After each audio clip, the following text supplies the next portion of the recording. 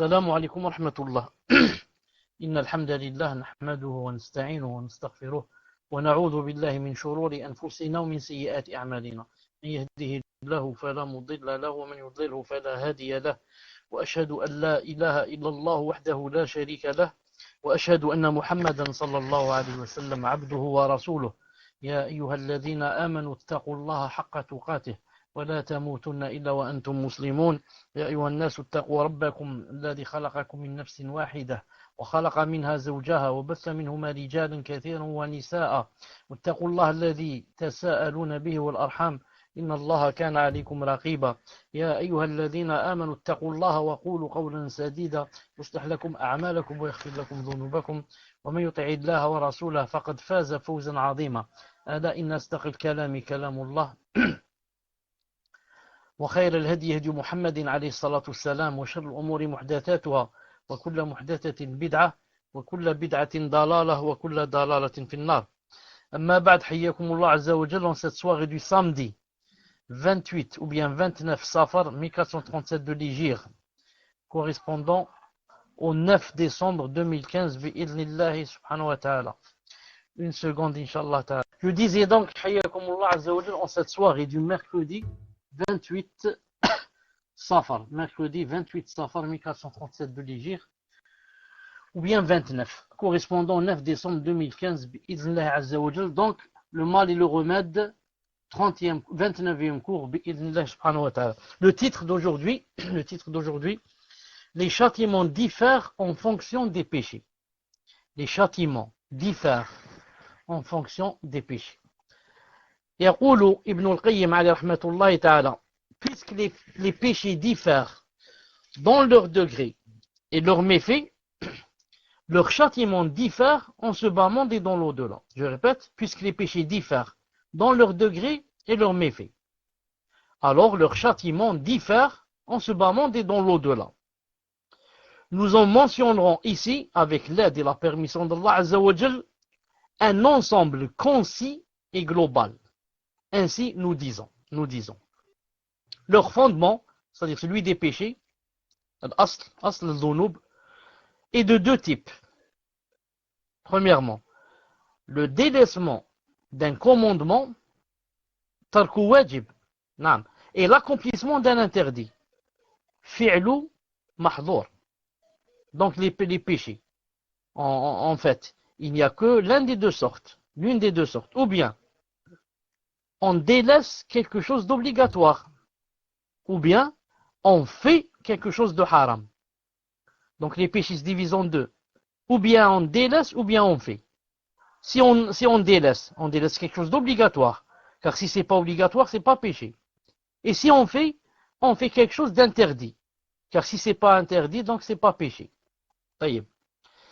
Et ce sont là les deux péchés par lesquels Allah Azza wa Jal a éprouvé les pères des djinns et des hommes.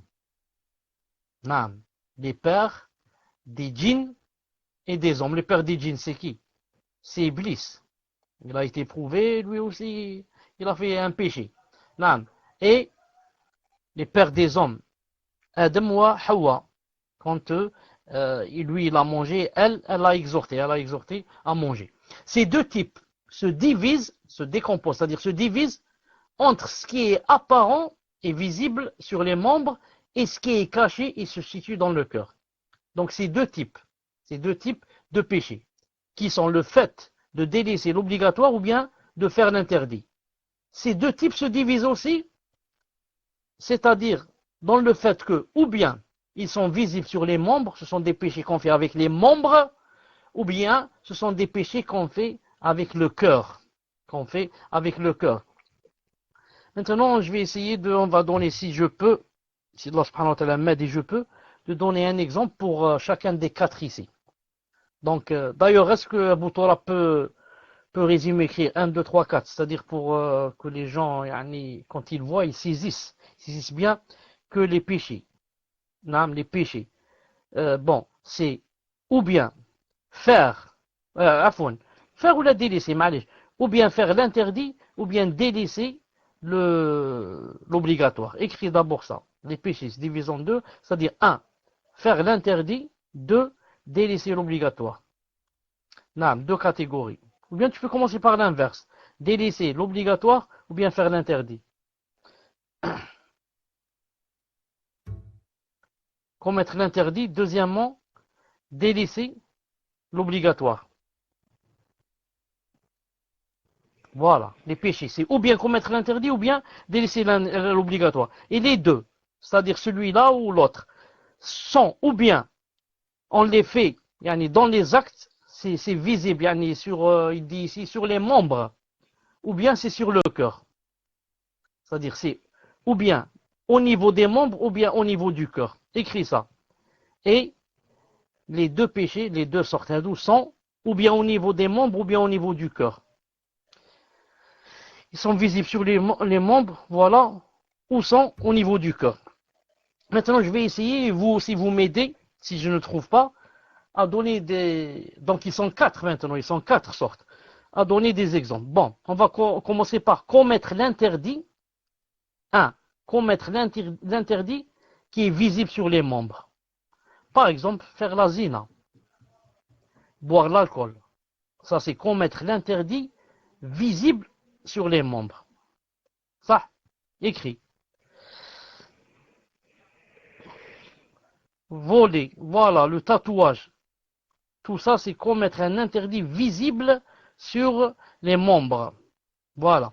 Maintenant, on va donner l'exemple de commettre l'interdit, mais au niveau du cœur.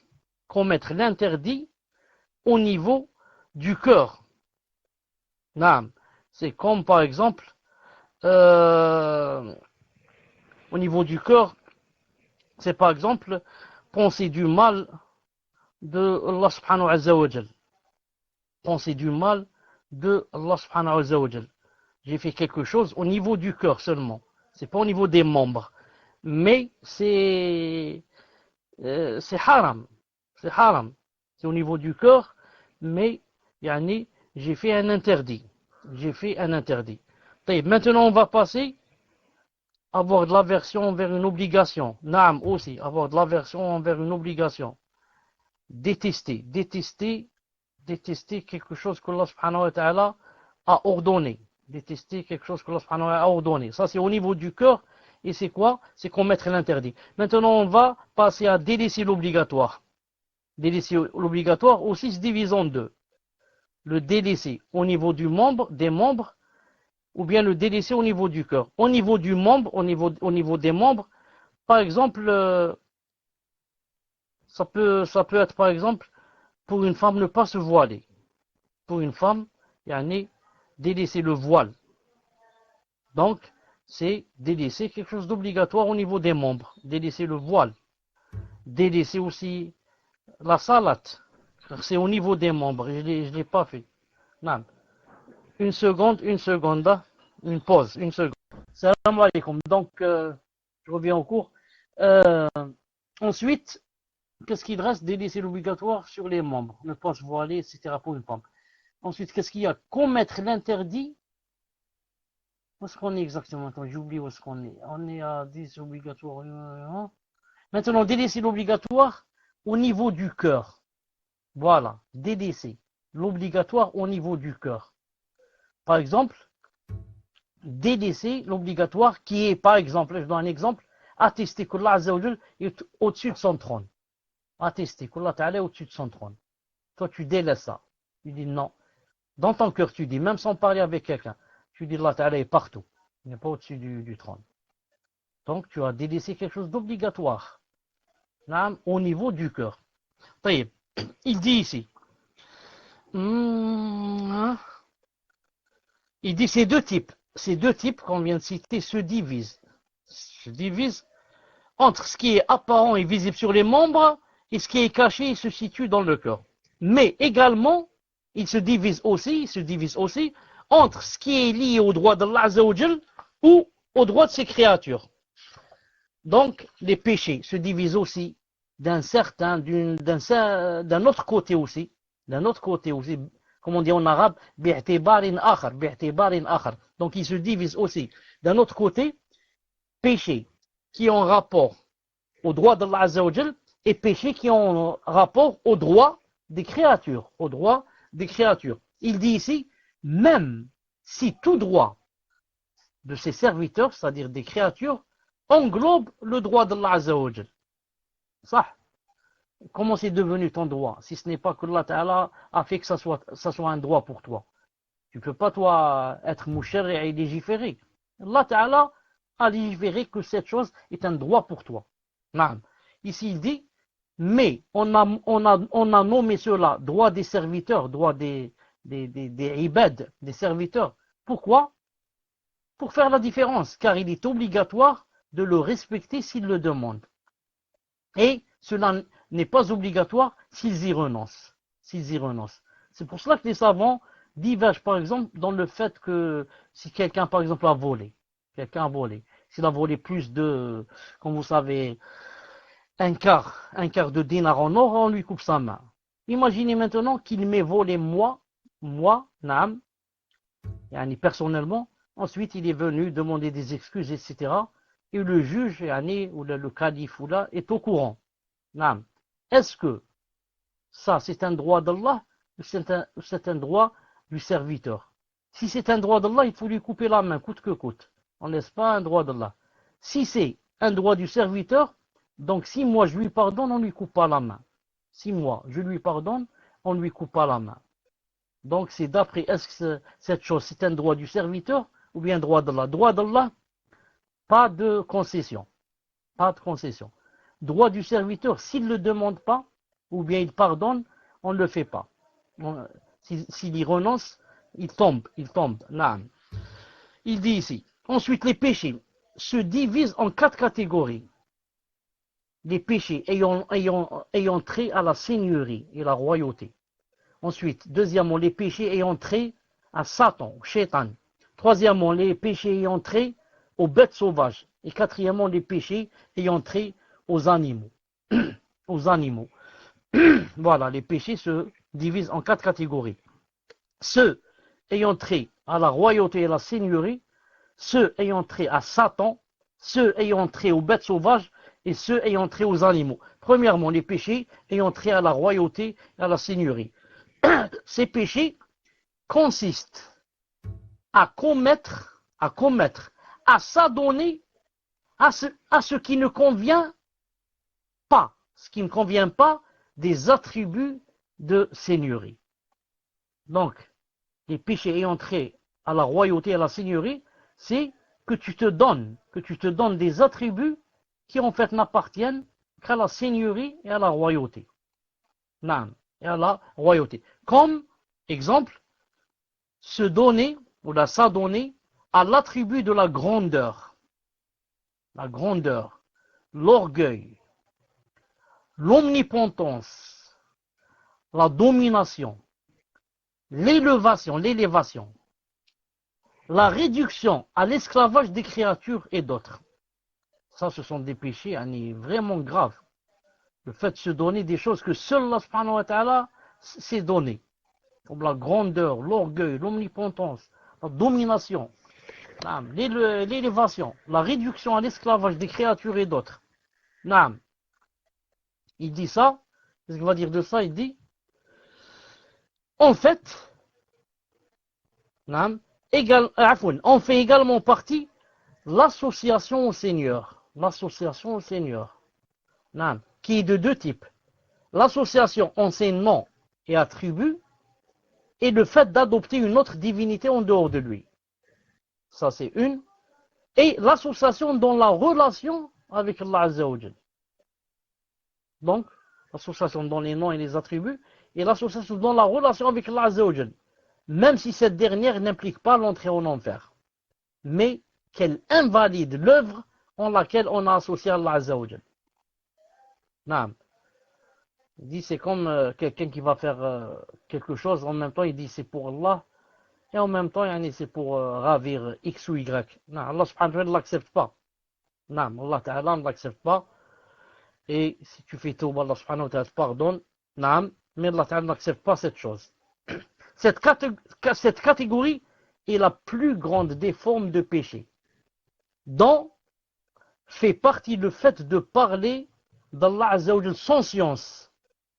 Naam. Aussi, parmi les grands péchés, de parler d'Allah Azza wa Jal sans science, en ce qui concerne sa création et aussi en ce qui concerne son ordre.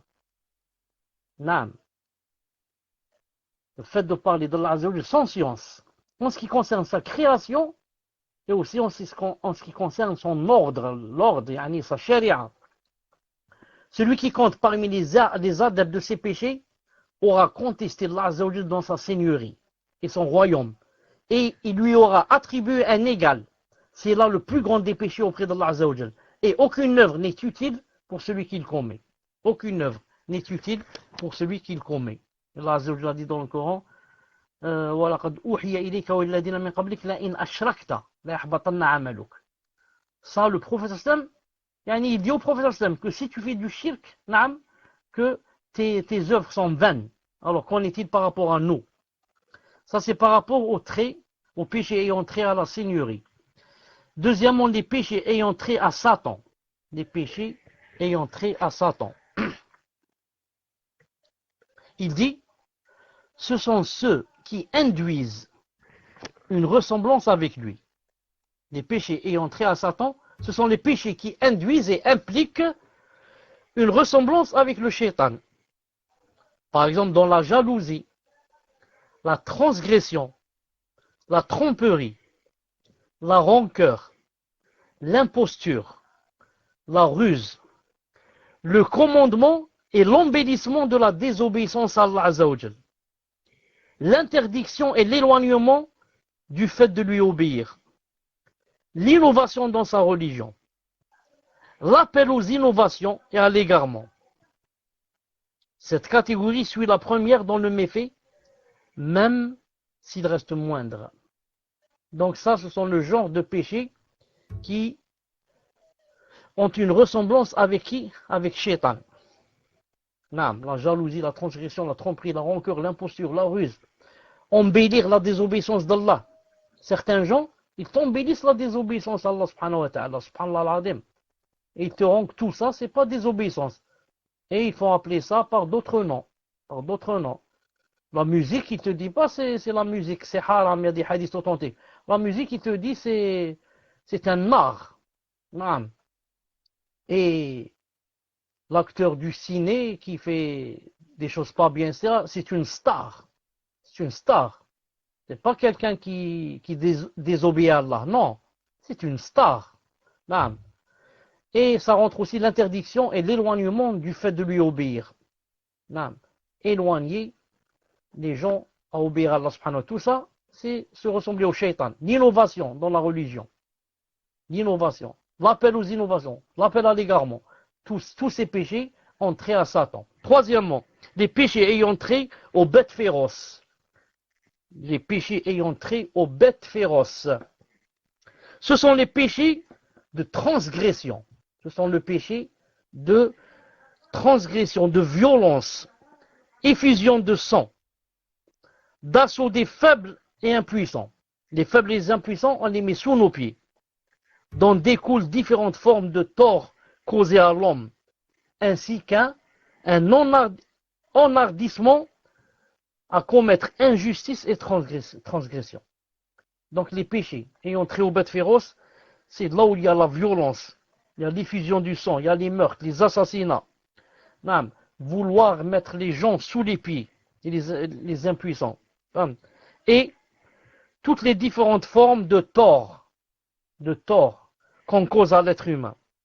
De même que quand il y a un enhardissement et une joie à commettre injustice et transgression. Tout ceci à fond, ce sont des péchés ayant trait aux bêtes féroces. Et enfin, les péchés ayant trait aux animaux, car bêtes féroces, vous savez ce que c'est. C'est lion, c'est léopard, c'est guépard, et maintenant les animaux, c'est chat, chien, etc. Quant aux péchés ayant trait aux animaux, quatrièmement, ils sont semblables à la voracité. L'avidité, être avide, l'avidité à satisfaire ses désirs, les désirs du ventre et les désirs du sexe. D'où découle la fornication, le vol, l'accaparement des biens des orphelins, l'avarice, la pingrerie, la lâcheté, la frayeur, l'inquiétude et autres. Cette catégorie regroupe l'essentiel des péchés des hommes, en raison de leur incapacité à tomber dans les péchés ayant trait à la royauté aux bêtes féroces. Et par elles, ils entrent dans les autres catégories. Elles les y amènent par les reines, d'abord au péché ayant trait aux bêtes féroces, puis au péché ayant trait à Satan, puis à la contestation de la seigneurie, puis à l'association dans l'unicité. Celui qui médite cela comme il se doit, constatera que les péchés constituent un couloir menant au shirk, au polythéisme, à la mécréance, à la contestation d'Allah Azza wa Jal de sa seigneurie. Donc c'est pour ça que le titre c'est quoi? Le titre, les châtiments diffèrent en fonction des péchés. Les châtiments diffèrent en fonction des péchés. Si c'est un petit péché, c'est un petit châtiment. Si c'est un grand péché, c'est un grand châtiment. Parce qu'il y a des gens qui s'étonnent, ils te disent, comment Allah subhanahu wa ta'ala, le tout miséricordieux, le très miséricordieux, Arhamur Rahimin, et subhanallah al-azim, yawm al-qiyamah, il va rentrer certains gens éternellement en enfer. Éternellement. C'est trop. Éternellement, c'est beaucoup. Allah Azul, c'est Arhamur Rahimin. Je veux dire entre parenthèses, même si ça a poussé certains savants, mieux encore certains grands savants, à dire que viendra un jour où l'enfer se terminera, il n'y aura plus d'enfer. Et que les gens deviendront poussière et deviendront néant quand ils auront terminé leur punition, par exemple. Certains grands savants ont dit ça, même si c'est pas ça la vie de la plupart, de la majorité des savants des salafs. Tous ils disent que le paradis, l'enfer resteront éternellement. Donc en ce sens, certains disent qu'au moins pour un kafir, il va rester éternellement en enfer. Subhanallah al-azim. Qu'est-ce qu'il a fait? En fait, ce qu'il a fait aussi, c'est très grave. Celui qui t'a créé, il t'a fait exister du néant. Tu n'existais pas du tout, t'a fait exister. Non. Il t'a donné, mashallah, ce qu'il t'a donné. Ce corps avec ses yeux, avec ses mains, avec ce ventre, ce cerveau, mille et une choses. Ça en toi, seulement en toi. Ensuite, il t'a donné, c'est ce que tu manges, ce que tu bois, différentes sortes de délices, et à la fin, tu le renies. Tu le renies. C'est comme si, je ne sais pas, moi, j'ai construit un château. Quand je le termine, c'est toi qui viens habiter, tu rentres de force, tu ouvres la porte de force, tu rentres, tu t'installes, et tu profites de tout ce qu'il y a à l'intérieur du château. Et moi, tu me renies. Si c'est possible, même tu me jettes en prison. Non, tu me renies, je suis rien pour toi. Alors que c'est mon château, et tu profites de mon château. Ça, c'est un petit château. Et je t'ai pas créé, Allah Ta'ala qui t'a créé. Tu vis sur sa terre, tu vis dans son comment ça s'appelle? Son monde, sous son ciel, sur son sol. Tu respires son air, tu bois son eau, tu manges sa nourriture qu'il a créée lui, ses fruits, c'est ceci, cela, et à la fin, tu dis y a pas, et tu l'insultes. Subhanallah. C'est pour cela que, si tu vas bien méditer, tu vas trouver que ça correspond avec l'éternité en enfer. Ça correspond, il n'y a pas plus grave que cela. C'est pour cela que aussi, tout péché, sans exception, à part le shirk, Allah subhanahu wa ta'ala, et ce qui lui ressemble, Allah Azza wa Jal le pardonne si tu le rencontres avec ce genre de péché. À condition que ce ne soit pas du shirk. Le shirk ou ce qui lui ressemble. Tu as tué 10 000 personnes. C'est grave, 10 000 personnes. Une seule personne, c'est grave. 10 000 musulmans. Mais Allah Ta'ala peut te pardonner s'il veut. Tu as volé des milliards. Allah Ta'ala, s'il veut, il te pardonne. Tu as fait la zina. On ne peut pas compter les femmes. Allah Ta'ala peut te pardonner s'il veut. Et même il te pardonne si tu es sincère. Non. Mais si tu viens avec le shirk, non. Le shirk, il a dit, je pardonne pas. Non. Je pardonne pas, c'est-à-dire si tu viens avec le shirk. Bien sûr, si tu fais la tauba avant de mourir, Inch'Allah Ta'ala, il n'y a pas de problème.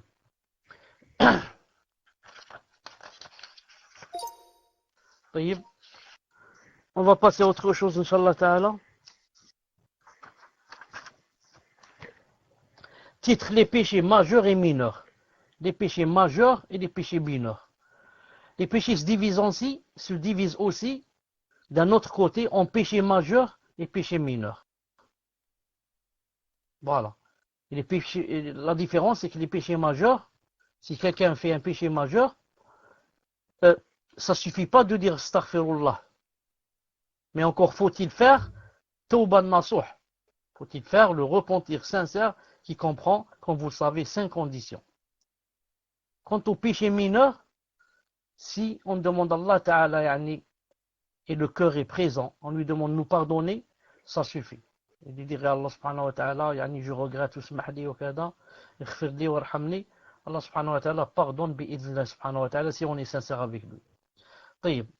Il dit, le Coran, la Sunna, l'unanimité des compagnons, de leurs successeurs et des imams après eux, indiquent que les péchés peuvent être majeurs ou mineurs. Allah Azza wa Jalla dit dans le Coran, Surat Al-Najm, verset 32, الذين يجتنبون كبائر الإثم والفواحش إلا اللمم. Il a dit, ceux qui évitent les plus grands péchés, ainsi que les turpitudes, et qui ne commettent que des fautes légères. Donc, qu'est-ce qu'il a dit? Ceux qui évitent les plus grands péchés, ainsi que les turpitudes. Ensuite, il a dit, et, voilà, et qui ne commettent que des fautes légères.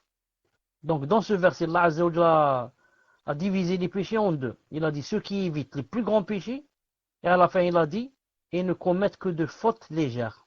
Donc, il y a les grands péchés, et il y a les péchés légers, les petits péchés. Le prophète alayhi salam a dit dans un hadith authentique, rapporté par Muslim, numéro 233, il a dit, les 5 prières d'un vendredi à l'autre, d'un jeûne de Ramadan à l'autre, expient les péchés commis entre-temps. Et ce, tant qu'on s'écarte des péchés majeurs. Qu'est-ce qu'il a dit alayhi salam? Les 5 prières. Non, les 5 prières. Ensuite, il a dit, d'un vendredi à l'autre, d'un jeûne de Ramadan à l'autre, expie les péchés commis entre-temps, et ce, tant qu'on s'écarte des grands péchés. C'est-à-dire, quand tu fais une prière, d'or par exemple, ensuite tu fais les petits péchés. Quand tu vas faire Asr, Allah Azza wa Jal, t'efface les péchés. Ensuite, Salat al-Asr, tu as terminé Salat al-Asr. Entre Asr et Maghrib, tu vas faire des péchés. Quand tu vas prier Maghrib, il va t'effacer les péchés de commis entre Asr et Maghrib. Quand c'est vendredi, prière du vendredi, jusqu'à l'autre vendredi, tout ce que tu fais pendant la semaine, quand tu vas prier l'autre vendredi, Allah Ta'ala te pardonne tous les péchés qu'il y a entre les deux. Quand tu jeûnes, c'est le Ramadan, jusqu'à l'autre Ramadan, toute cette année, Allah Ta'ala expie les péchés qu'il y a entre Ramadan et Ramadan. À condition quoi? Disait le hadith, et ce, tant qu'on s'écarte des péchés majeurs, tant qu'on ne fait pas les grands péchés. Donc ce hadith rapporté par Muslim montre bien que il y a les petits péchés et il y a les grands. Et que les petits péchés, juste, compris, juste qu'on jeûne, juste qu'on fait le Jumu'ah, Allah Ta'ala les pardonne. Alhamdulillah, c'est une grande ni'ma. C'est une grande ni'ma. Non. Regardez celui qui ne prie pas, par exemple. À part qu'il fait le grand péché de ne pas prier, les petits péchés qu'il va amasser, ils vont s'amasser jusqu'à devenir comme des montagnes. Parce qu'il n'a pas les choses, les prières ou là pour les annuler. Ces actes expiatoires sont de 3 degrés. Le premier acte expiatoire concerne les actes que ne peuvent expier les péchés majeurs. Qui ne peuvent expier les péchés majeurs. En raison de leur faiblesse. La faiblesse de la sincérité et du respect de leurs conditions, c'est à peu près comme le remède qui est faible. Un remède, un médicament faible, qui ne peut lutter contre la maladie. ni dans sa quantité, ni dans sa nature. Ça, c'est le premier acte expiatoire. Deuxième, ça concerne les actes capables de lutter contre les péchés mineurs, mais ne peuvent s'élever jusqu'à l'expiation de quoi que ce soit de péché majeur. C'est juste pour les péchés mineurs. Le deuxième, ça ne peut pas expier des péchés majeurs. Le troisième, ça concerne les actes capables d'expier les péchés mineurs et qui gardent une force capable d'expier certains péchés majeurs. Il dit, médite sur cela, médite sur cela, et ça te permettra de lever de nombreux problèmes. Le prophète a dit dans un hadith authentique, il a dit, voulez-vous que je vous informe des plus grands péchés majeurs?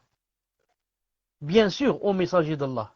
Il répondit, l'association à Allah, la désobéissance aux parents et le faux témoignage, rapporté par Bukhari et Muslim. Donc je répète le hadith, voulez-vous que je vous informe des plus grands péchés majeurs? Bien sûr, ô messager d'Allah. Le premier, l'association à Allah Azza wa Jal. Le deuxième, la désobéissance aux parents. Troisième, le faux témoignage. Donc remarquez que parmi les grands péchés, parce qu'ici il parle des péchés majeurs, grands péchés, parmi les grands péchés, il y a de plus grands. Donc les grands péchés eux-mêmes, parmi eux, il y a les plus grands et il y a les grands. Les plus grands, c'est quoi? L'association à Allah Azza wa Jal, la désobéissance aux parents et le faux témoignage. Ce qu'il faut savoir, c'est que à chaque fois qu'il y a un péché qui est grave, ça veut dire que son contraire est aussi très grand en récompense. C'est une règle. Quel est ici le plus grand péché? L'association à Allah. Donc son contraire, c'est quoi? Le tawhid. Tawhid, c'est l'une des portes par laquelle on peut avoir les plus grandes récompenses. Qu'est-ce qu'il y a après? La désobéissance aux parents. Donc l'obéissance aux parents. Tu obéis aux parents, c'est une porte par laquelle tu peux avoir les plus grandes récompenses. Et le faux témoignage. Témoigner de la vérité. Aller témoigner de vérité et ne pas faire le faux témoignage. C'est une des portes par laquelle tu peux entamer et avoir de très très grandes récompenses. Naam. Il a dit également, alayhi salam, éloignez-vous des 7 péchés mortels. Éloignez-vous des 7 péchés mortels. Rapporté par Bukhari et Muslim. Bukhari 6465 et Muslim 89. Quels sont-ils, ô messager d'Allah? Il répondit, l'association à Allah, la sorcellerie,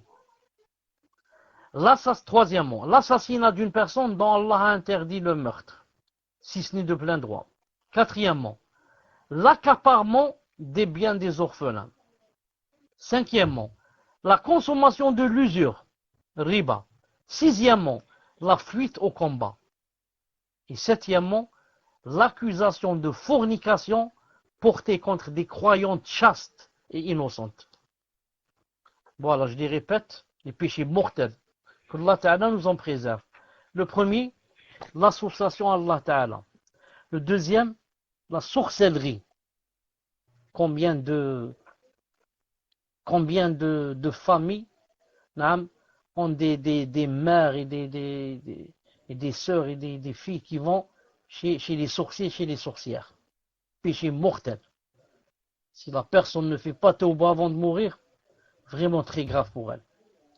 Et tu trouves la vieille mskina, on lui a rempli la tête que comme quoi, elle ne fait pas quelque chose de grave, c'est juste pour me montrer ceci et cela.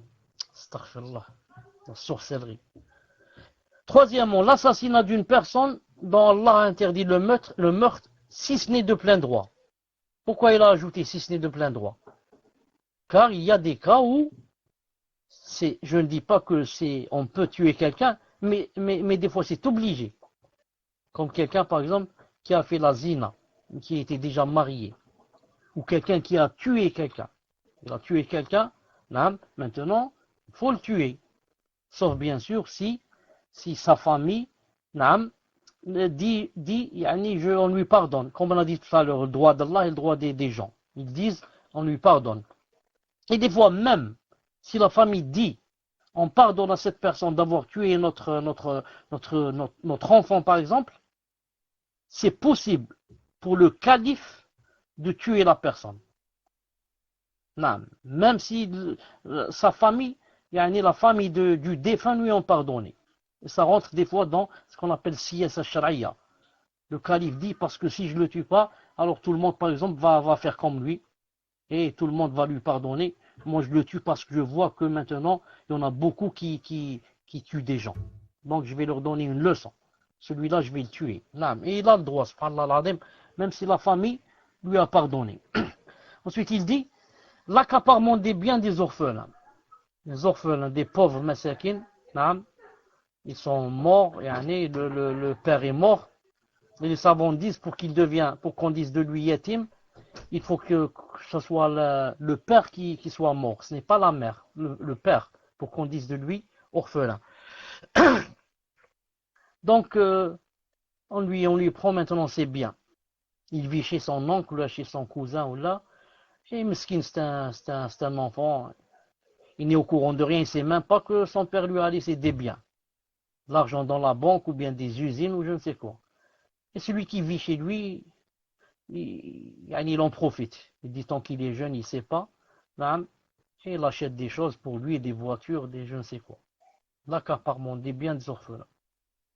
La consommation de l'usure, riba.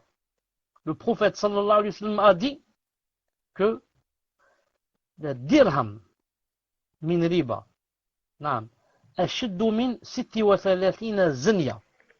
Il a dit un seul dirham, ou bien dinar, il a dit d'usure, de riba. C'est plus grave que 36. Qu'est-ce qu'il a dit 36 quoi? Il a dit 36 zanya. Certains ont dit zanya, ici veut dire pluriel de zina. Et d'autres ont dit zanya, ça veut dire vraiment quelque chose de grave. 36 choses graves. Donc ça c'est pour celui qui mange ou l'a fait de l'usure pour un dirham, un dinar. Qu'en est-il pour celui qui a des milliers et des centaines et des milliers de dinars et d'euros rapportés par quoi? Par les intérêts. Par les intérêts. Naam.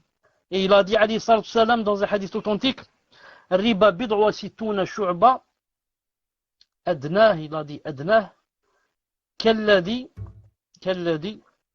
في ما معنى, je dis à peu près en ce sens, كالذي يواقع أمه. نعم. Il a dit l'usure c'est 60 et quelques portes. La porte la moins grave, c'est-à-dire le péché le moins grave quand on fait l'usure, il a dit c'est comme celui qui commet l'adultère avec sa mère. A'udhu billah, a'udhu billah, a'udhu billah, qu'Allah subhanahu wa ta'ala nous préserve. Allah ta'ala nous préserve. Naam. Maintenant, vous voyez, hein, tous les, comment dirais-je, comment ça s'appelle ça, toutes les sociétés, où maintenant ça ne marche qu'avec quoi? Ça ne marche qu'avec l'usure. Toutes les banques maintenant du monde, c'est l'usure. Et celui qui fait l'usure, qu'est-ce qu'il a fait? Il veut combattre Allah ou Rasoul, comme a dit Allah Ta'ala dans le Coran. Non.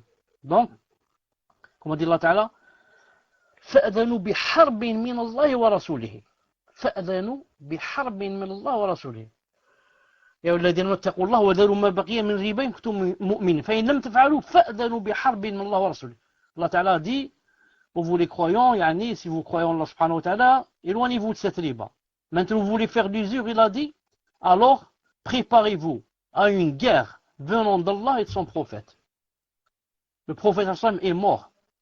Donc maintenant la guerre vient d'Allah. Toute personne qui fait de l'usure, Allah Ta'ala lui a déclaré la guerre. Est-ce que je dis à celui qui fait l'usure, est-ce que quelqu'un peut tenir quand c'est Allah Ta'ala qui lui fait la guerre? Est-ce que quelqu'un peut tenir?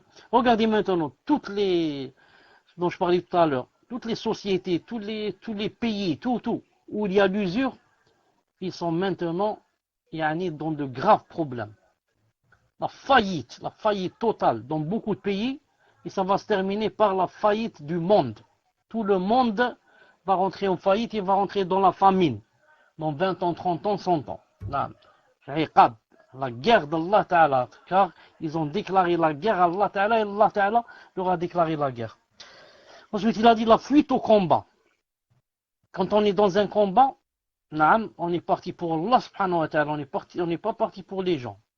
Donc c'est interdit de faire marche arrière.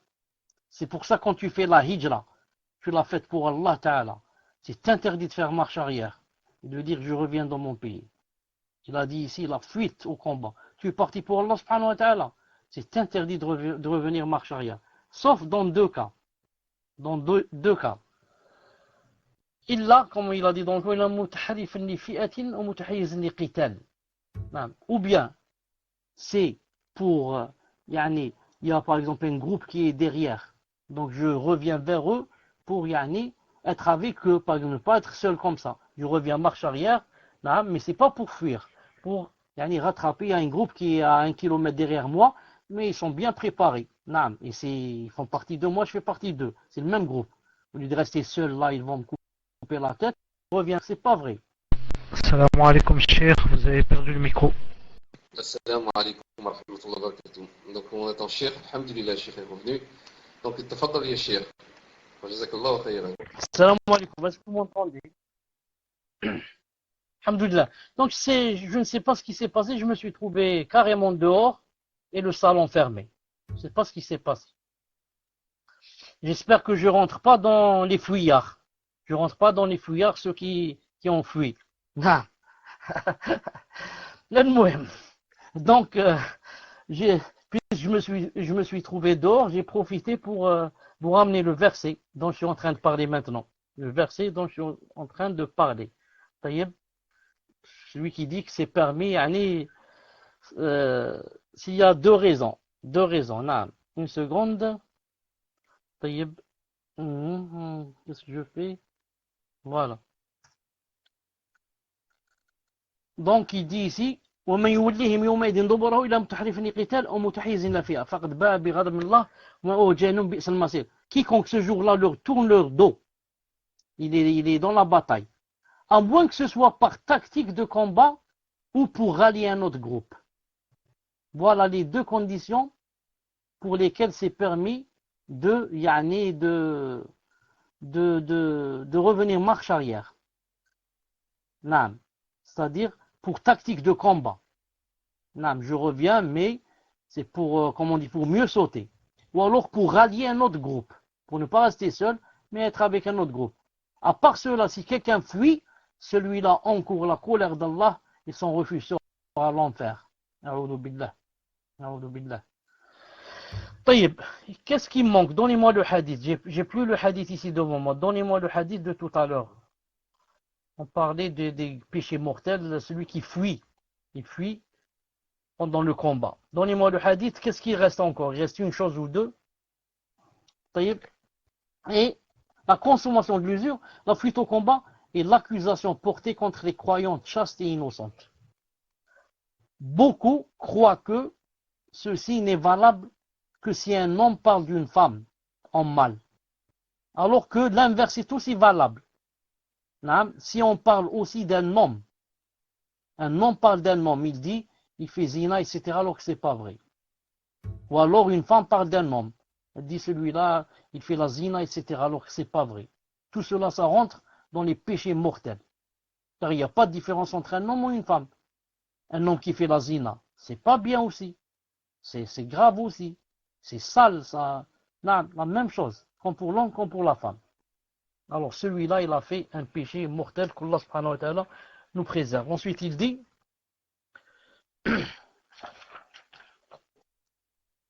Ibn Mas'ud radiyallahu ta'ala anhu demanda au prophète sallallahu alayhi wa sallam quel est le plus grand péché.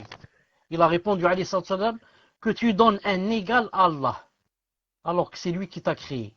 Et ensuite, on lui dit, il a dit que tu tues ton enfant de crainte qu'il ne partage ta nourriture.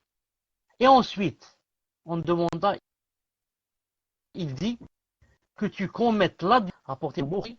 Alors Allah Ta'ala a confirmé cela dans le verset où il dit وَالَّذِينَ لَا يَدْعُونَ مَعَ اللَّهِ إِلَهًا آخَرَ وَلَا يَقْتُلُونَ النَّفْسَ الَّتِي حَرَّمَ اللَّهُ إِلَّا بِالْحَقِّ وَلَا يَزْنُونَ وَمَنْ يَفْعَلْ ذَلِكَ يَلْقَى أَثَامًا. C'est-à-dire, Sourate Al-Furqan, verset 68, ceux qui n'invoquent pas d'autres dieux avec Allah et ceux qui ne tuent pas la vie qu'Allah a rendue sacrée sauf à bon droit et ceux qui ne commettent pas la fornication. Car quiconque fait cela encourra une punition. Donc d'après Abdullah ibn Mas'ud, qu'est-ce qu'il a dit? Le plus grand péché, tu donnes un égal à Allah, alors que c'est lui qui t'a créé. Ensuite, tu tues ton enfant, de crainte qu'il ne mange avec toi. Ensuite, tu commettes l'adultère avec qui? Avec l'épouse de ton voisin. Déjà, avec une étrangère qui n'est pas ta voisine, c'est très grave. Si tu étais déjà marié une fois, on te lapide jusqu'à la mort. Si tu n'es pas marié, sans coup de fouet. Alors, qu'en est-il maintenant? Si c'est qui? C'est l'épouse de ton voisin. L'épouse de ton voisin, c'est vraiment très grave. On a cité la fois passée, celui qui fait ça, et c'est quoi son châtiment? Qu'Allah Ta'ala ne lui parle pas, Yawm al-Qiyamah ne le purifie pas et ne le regarde pas. Taïb, qu'Allah Ta'ala nous préserve. Il a dit ici, on a divergé en deux avis concernant les péchés majeurs, quant à savoir s'ils étaient d'un nombre déterminé. Car les savants ont divergé par rapport à leur nombre, les péchés majeurs. Est-ce qu'ils ont un nombre? Est-ce qu'on les connaît par le had ou bien par le had? Est-ce qu'on connaît les péchés majeurs par le had avec H ou bien par le had avec Ain? Naam. Si c'est par le had, c'est-à-dire ils ont des limites, houdoud. Naam. Ou bien tu fais ça, c'est péché majeur. Ou bien par le had, on va les compter. Ils sont 10, ils sont 20, ils sont 30, ils sont 50. Ensuite, ceux qui ont été d'avis qu'ils étaient d'un nombre déterminé, had, ont divergé sur le nombre. Pour Abdullah ibn Mas'ud, ils sont au nombre de 4. Pour Abdullah ibn Omar, les péchés majeurs sont au nombre de 7. Pour Abdullah ibn Amr ibn al-As, ils sont au nombre de 9. Pour d'autres, ils sont au nombre de 11. Et pour d'autres, encore 70. Abu Talib al-Makki, rahimahullah ta'ala, a dit, j'ai rassemblé les propos des compagnons à ce sujet.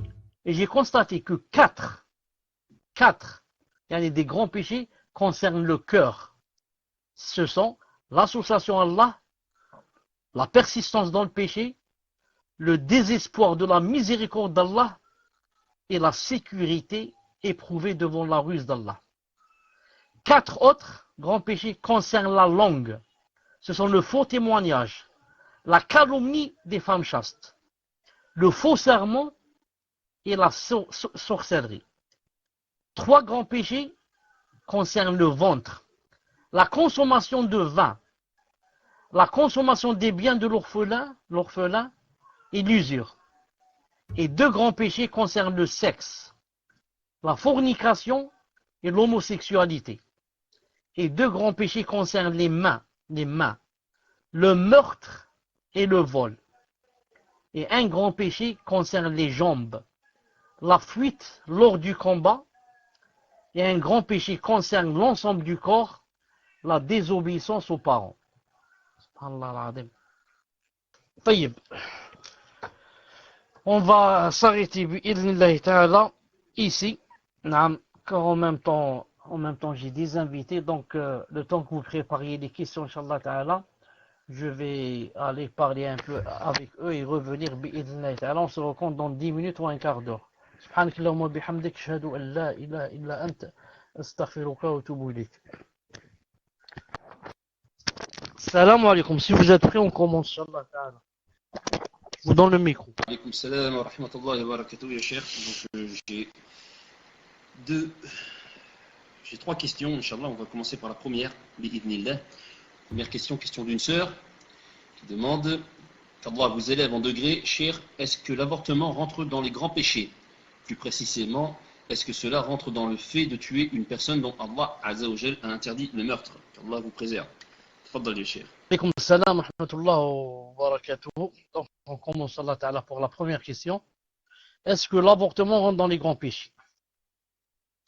Plus précisément, est-ce que cela rentre dans le fait de tuer une personne dont Allah a interdit le meurtre? Allah vous préserve. طيب. Ce qu'il faut savoir, c'est comme dit Cheikh Ben Uthaymin rahimahullah ta'ala, il dit par rapport à l'avortement, il y a, si on peut dire, trois étapes distinctes. La première, quand le bébé ou le fœtus, si on peut dire, c'est entre 1 jour et 40 jours. Ça, c'est une étape. La deuxième étape, entre 40 jours et 4 mois. La troisième étape, entre 4 mois et plus. 5 mois, 6 mois, jusqu'à 9 mois. Il dit entre 1 et 40 jours, l'avortement n'est permis que pour un besoin, s'il y a un besoin. Et entre 40 et 4 mois, l'avortement n'est permis que pour une nécessité, pas un besoin. C'est plus qu'un besoin, c'est une nécessité. Et à partir de 4 mois et plus, il a dit il devient interdit. Il devient interdit. Et dans un de ses livres, il a dit, comme on dit la plupart des savants, c'est-à-dire que ça devient alors permis après 4 mois s'il y a une grande nécessité, comme on a peur que sa mère meure.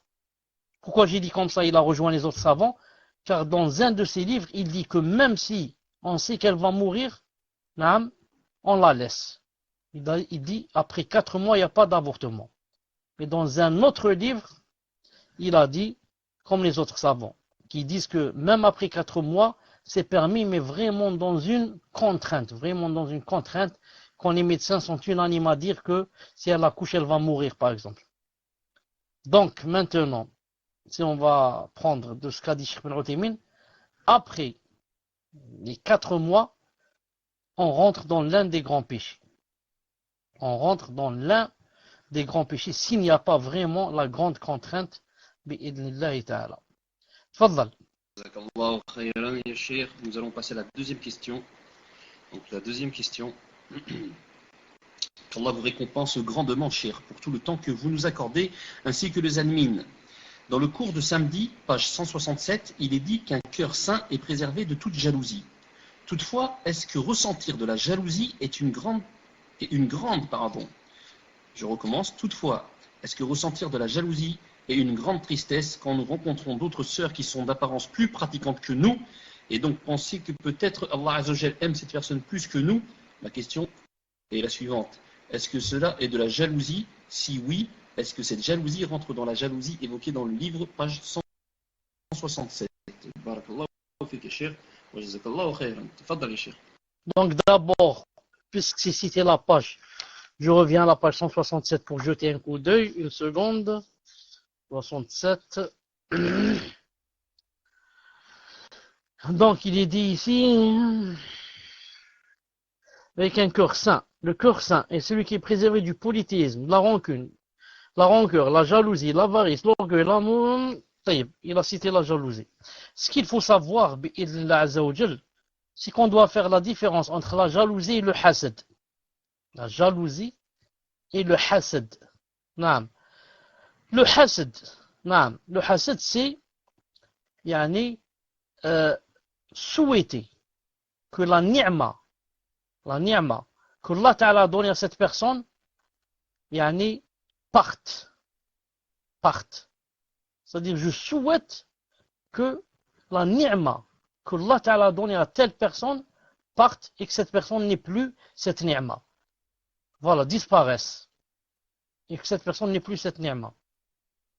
Par contre, jalousie, le verbe jalouser, on peut jalouser quelqu'un si, par exemple, lui il prie la nuit et nous on ne prie pas.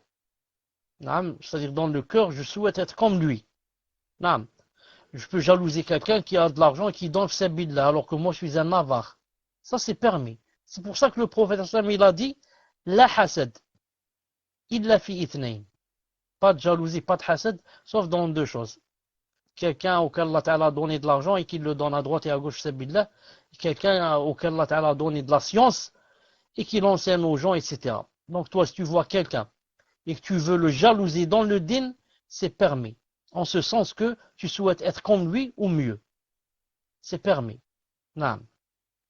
Mais si par contre, Allah Ta'ala a donné une ni'ma à une personne, et toi tu voudrais qu'Allah lui enlève cette ni'ma, ça rentre vraiment dans les péchés si ce n'est pas les grands. Non. Donc il y a une différence entre vouloir être comme une personne qui est bien dans le din, et même dans la dunya, si elle travaille avec cette dunya fi sabilillah, comme un milliardaire qui donne son argent fi sabilillah, il y a différence entre ça et différence entre vouloir et espérer que Allah Ta'ala lui enlève la ni'ma. Il y a une grande différence entre les deux. Car moi, quand je vois quelqu'un qui est mieux que moi dans le din et que je le jalouse, je voudrais être comme lui. Mais jamais je n'ai dans le cœur que je souhaite que Allah Ta'ala lui enlève cette ni'ma. Non, je ne souhaite pas ça. Mais je voudrais juste que je sois comme lui. Ça c'est permis bi'idhnillahi subhanahu wa ta'ala. Si c'est comme j'ai dit, dans le din et dans quelque chose de noble, les nobles caractères, les nobles comportements bi'idhnillahi ta'ala. Wallahu azza wa jal a'lam. Tfaddal. Troisième question. Jazakallahu khayran. Barakallahu fik Cheikh. Nous allons passer à la troisième question.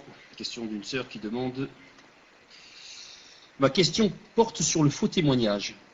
Cheikh, un couple de convertis s'est marié religieusement et avant cela, chacun avait donné sa parole au tuteur qui a fait le aqd, qu'il ferait suivre cela par l'union à la mairie.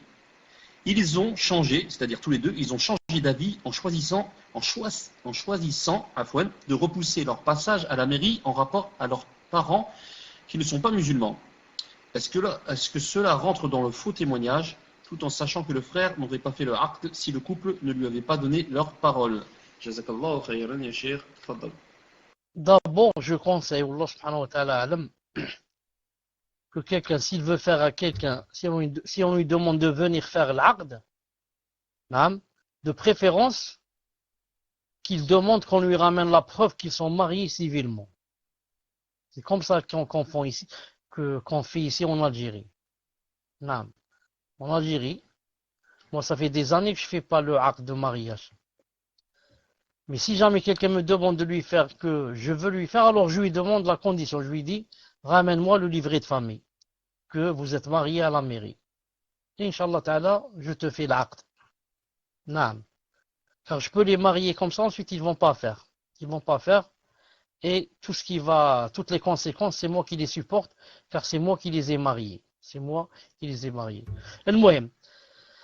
Ça ne rentre pas dans le faux témoignage. Ça peut rentrer dans, comment on dit ça, comment ça s'appelle en français, ikhlaf al-wa'd. C'est-à-dire, comment on dit ikhlaf al-wa'd? C'est-à-dire, on donne à quelqu'un, on lui dit par exemple, on se rencontre demain, ensuite je vais pas le voir. Comment ça s'appelle? Ikhlaf al-wa'd. Vous trouvez le mot en français? Changer d'avis? Non, c'est pas changer d'avis. Non. Ikhlaf al-wa'd. Ça rentre dans les signes de l'hypocrite. Ne pas tenir sa promesse. Jazakallahu khair. Pas tenir sa promesse. Ça peut rentrer dans le fait de ne pas tenir sa promesse. Quant au faux témoignage, c'est autre chose. Faux témoignage, je sais, par exemple, que tu es marié.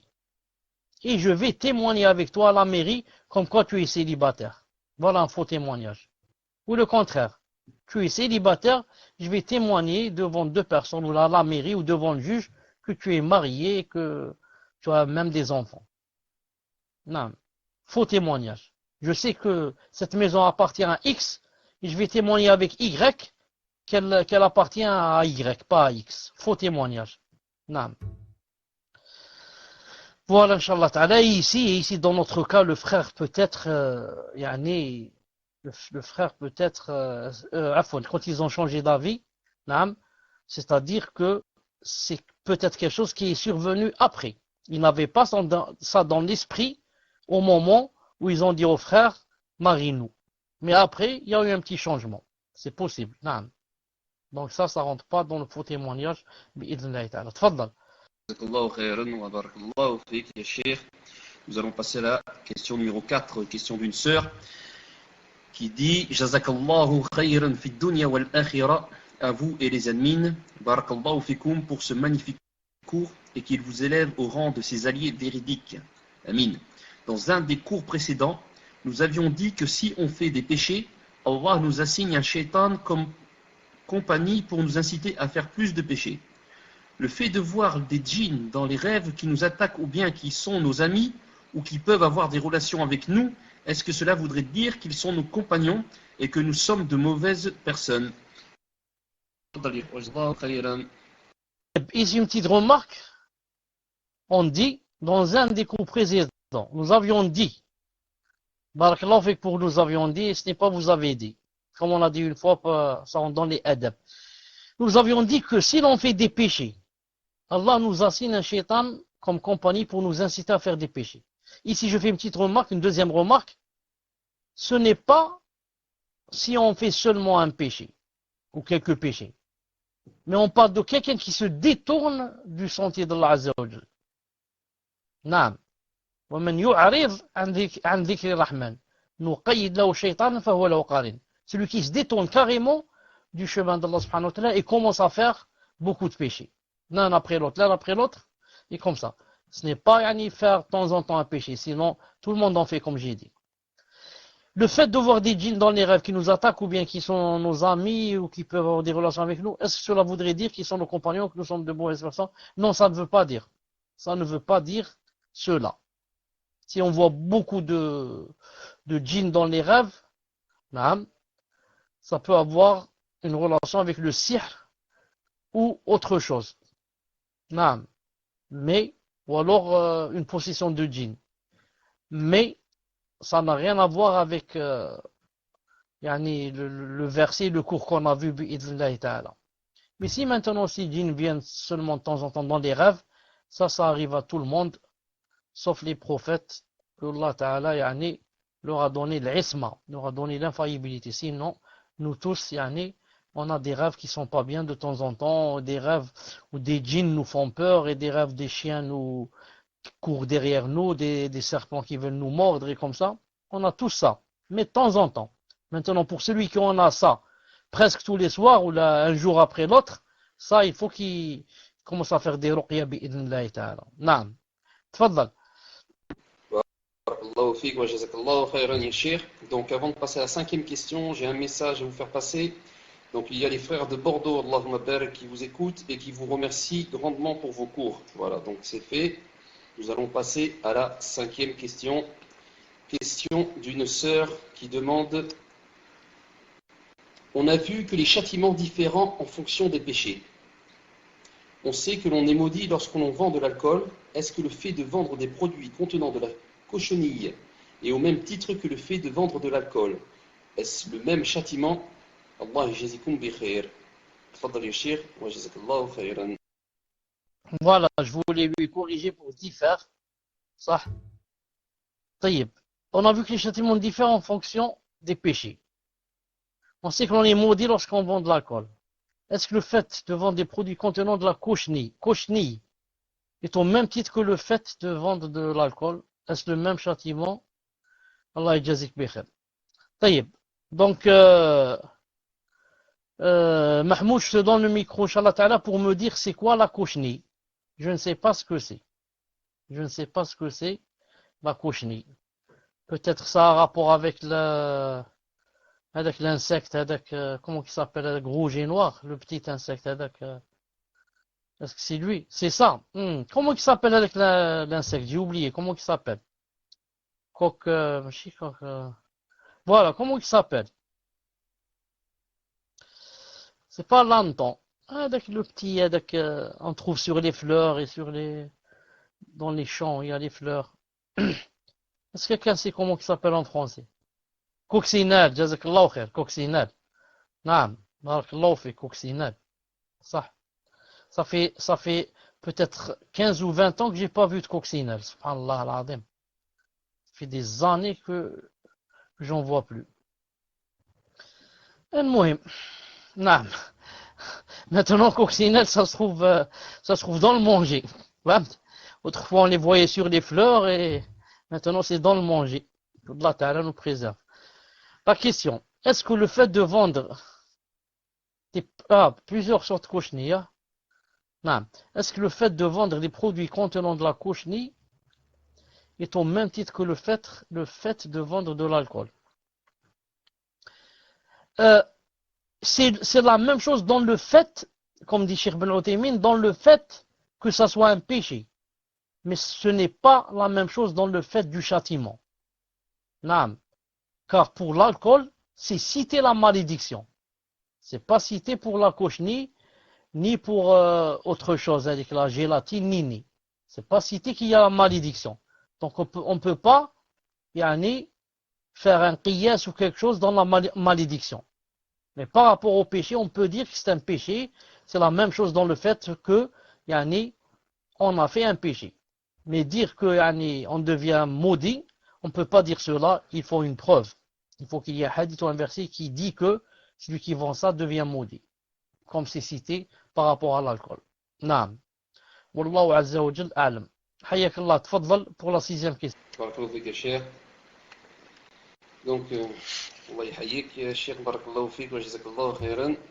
Nous allons passer à la question numéro 6. Donc, numéro 6, question d'une sœur qui demande pour que les petits péchés entre deux prières soient pardonnés, faut-il avoir le khushu', la concentration dans la prière? Barakallahu fik, cher. Tfaddal. Le hadith, comme vous avez remarqué, n'a pas mis comme condition le khushu'. Donc si quelqu'un dit que pour que Allah Ta'ala pardonne entre les deux prières ce qu'on fait, il y a comme condition le khushu', on lui demande le dalil. On lui dit, ça c'est un rajout, tu as rajouté quelque chose par rapport au hadith. Donne le dalil. Il ne va pas trouver. Donc nous on se suffit au texte. Le texte a dit que toute personne qui fait des petits péchés, mais si elle s'éloigne des grands péchés, tout ce qu'il y a entre les deux prières, Allah Ta'ala l'annule. Et il n'a pas demandé quoi, le khushu'. Donc on reste sur le texte bi'idnillahi ta'ala sans rajouter quelque chose de notre part jusqu'à ce qu'il y ait une preuve bi'idnillahi ta'ala. Tfaddal pour la 7e question. Allah fik, cher. Nous allons passer à la 7e question. Question d'un frère qui demande, Ahsanallahu ilaykum, Cheikhana, je voudrais savoir quel est le péché le plus grave entre la désobéissance aux parents et les 6 grands péchés mortels qui viennent après le shirk. Qu'Allah vous préserve et vous accorde la réussite dans ce qu'il aime et agrée, ainsi qu'à tous ceux qui sont dans le salon. Je relis la question parce que quand j'ai entendu, j'ai pas bien compris. Je voudrais savoir quel est le péché le plus grave entre la désobéissance aux parents et les 6 grands péchés mortels qui viennent après le shirk. Naam. Taïb. Reprenez-moi, regardez le hadith si vous l'avez devant vos yeux et reprenez-moi.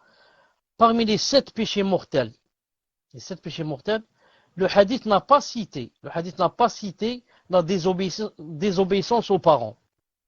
Regardez et vérifiez et rendez-moi la réponse.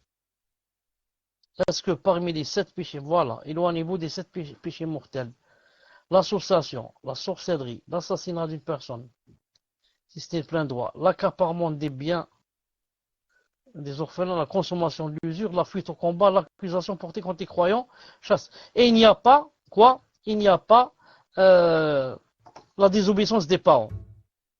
Par contre, le prophète, quand on lui a demandé, c'est quoi, les plus grands péchés, voulez-vous que je vous informe des plus grands péchés, il a dit, les péchés majeurs, il a dit, l'association à Allah Azza wa Jal, la désobéissance aux parents, il faut témoignage.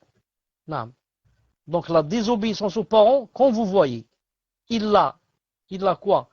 Il l'a relié et il l'a attaché juste après l'association à Allah. Et l'association à Allah Azza wa Jal, c'est le plus grand péché. Absolument. Il n'y a pas un autre plus que lui. Et juste après lui vient la désobéissance aux parents. Donc la désobéissance aux parents, c'est vraiment plus grave que ce qu'il y a cité dans les 7 péchés mortels, bi'idnillahi ta'ala. Non, c'est plus grave. D'ailleurs, il a dit, je vous informe des plus grands péchés majeurs. C'est pour vous dire qu'il y a grands péchés majeurs et il y a plus grands. Les 7 péchés mortels font partie des grands péchés majeurs. Et ces trois-là font partie des plus grands péchés majeurs. Naam. Wallahu azza wa jal a'lam. Tfaddal pour une autre question. Barakallahu fik, Cheikh. Nous allons revenir à la question numéro 6. Non, pas la question numéro 6, la question numéro 5 qui était par rapport aux cochenilles. Donc c'était bien là.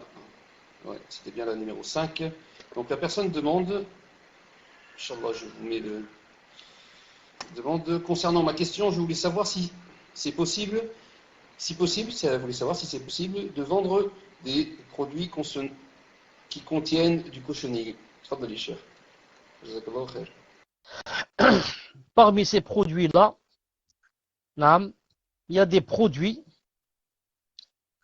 qui ont des numéros E, comme le E, je ne sais combien, 125, ou je me rappelle, ou là, 120, ou là. Maintenant, j'ai pas le numéro dans la tête. Naam. Qui, E120, qui donne le truc rouge. Ça donne, yani, la couleur rouge. Justement rouge, comme le coccinelle. Naam. Si c'est ce produit E120, c'est interdit de le vendre. C'est interdit de le vendre. Si c'est d'autres produits, Allah Ta'ala alam. Mais le E120, et vous pouvez trouver ça, Inch'Allah Ta'ala, pour confirmer, vous pouvez le lire sur le site de Cheikh Mohamed Farkous, Hafidahullah Ta'ala. On a ramené les dalils que le E120, ce produit-là, c'est un produit haram. Naam, haram, bi'idnillahi ta'ala. Tfaddal. Donc on ne le vend pas. Nous allons passer à la question numéro 8. Question d'un frère qui demande qu'Allah vous récompense, cher, pour le temps que vous nous consacrez. Allah nous dit qu'il ne pardonne pas l'association et celui qui lui associe quelque chose ira en enfer éternellement. Cher, nous avions dit, à part que si la personne se repent. Je n'ai pas compris, ya cher. Jazakallahu khayran, si vous pourriez m'éclairer. Tfaddal, ya cher. Ça c'est la 8e question. On laisse cette question, on va la mettre à numéro 10. On va terminer avec elle parce que c'est une bonne question dans la Aqidah. Donc, cite-moi, Inch'Allah Ta'ala, les deux autres questions et rappelle-moi qu'on finisse avec celle-là. Tfaddal. Écoutez, cher, ça tombe bien parce que moi, j'ai pas d'autres questions, sauf un truc que je vais vous mettre en whisper, Inch'Allah. Et autrement, ah si, Afouane, on m'a envoyé. Il y a la 9e question. 9e question, comment faire pour éviter les péchés? Rester ferme dans la droiture avec tous ces événements actuels, avec beaucoup de remarques et persécutions parmi les proches. Le fait que mes parents me demandent d'enlever le djilbab et me poussent à aller travailler. J'ai extrêmement peur de leur désobéir par un acte ou parole qui pourrait rentrer dans les grands péchés. Comment dois-je réagir? Barakallahu fikoum.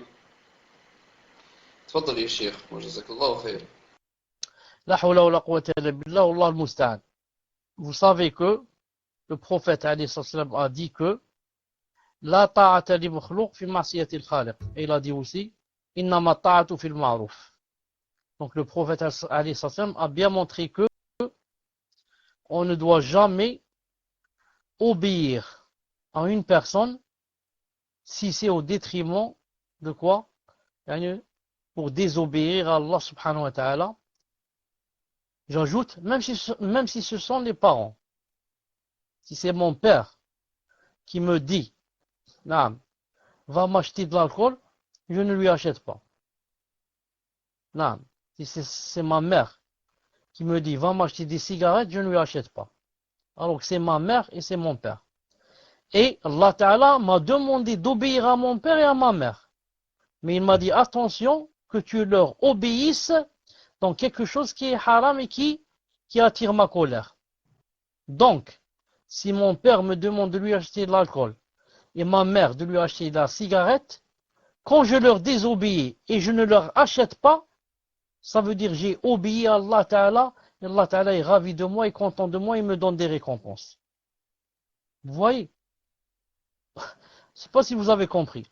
Obéir aux parents, c'est l'une des plus grandes adorations qui donne le plus de récompenses. Parmi celles qui donnent le plus de récompenses. Mais, à condition que ça ne soit pas au détriment de quoi? Et je vais maintenant désobéir à Allah Ta'ala.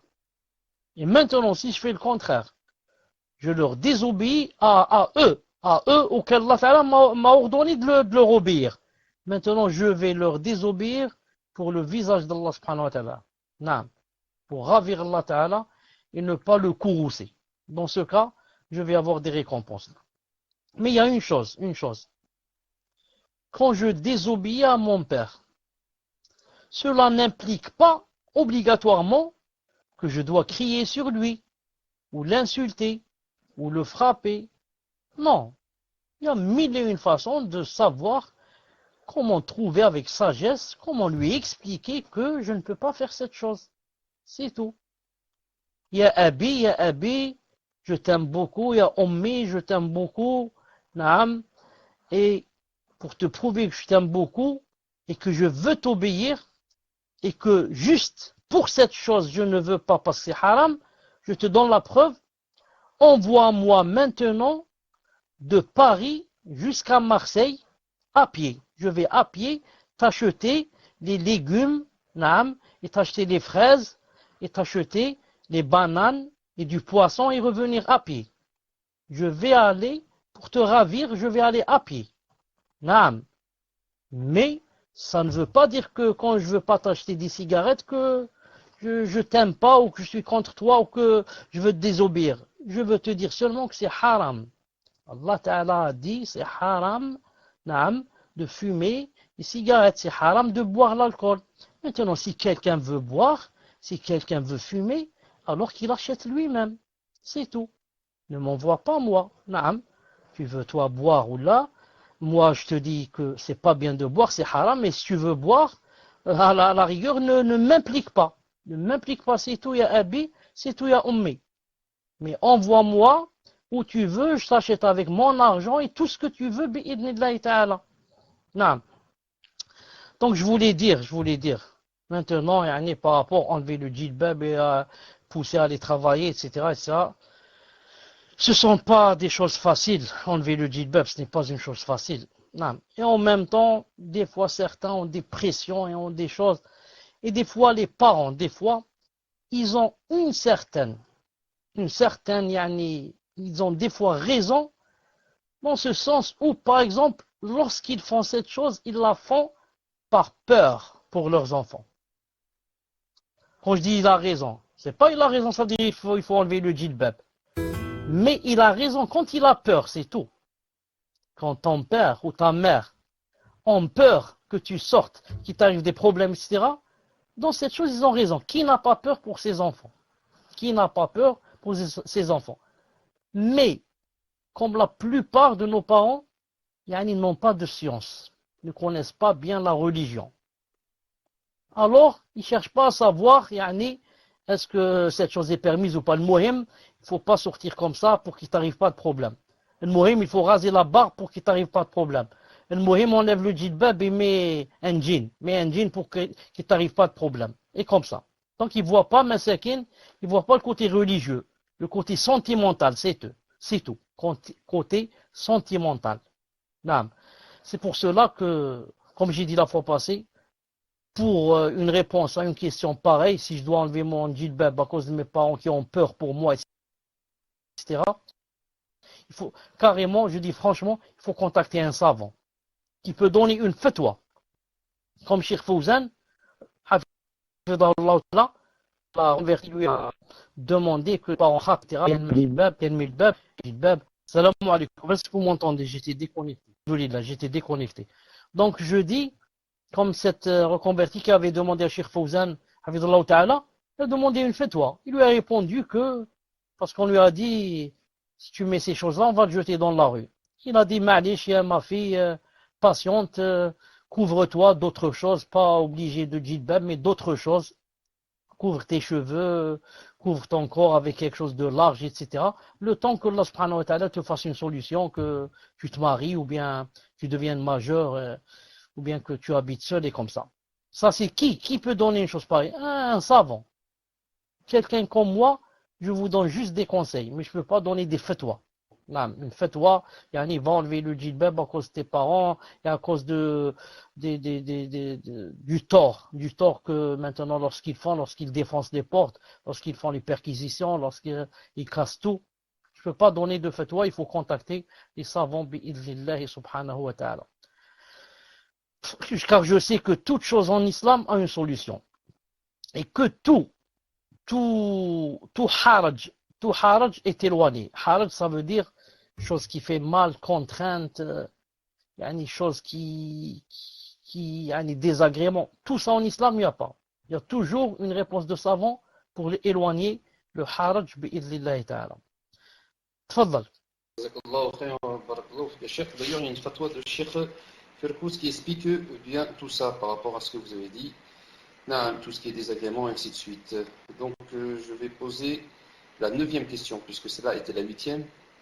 Donc, je vais poser la 9e question qui vient des frères de Bordeaux.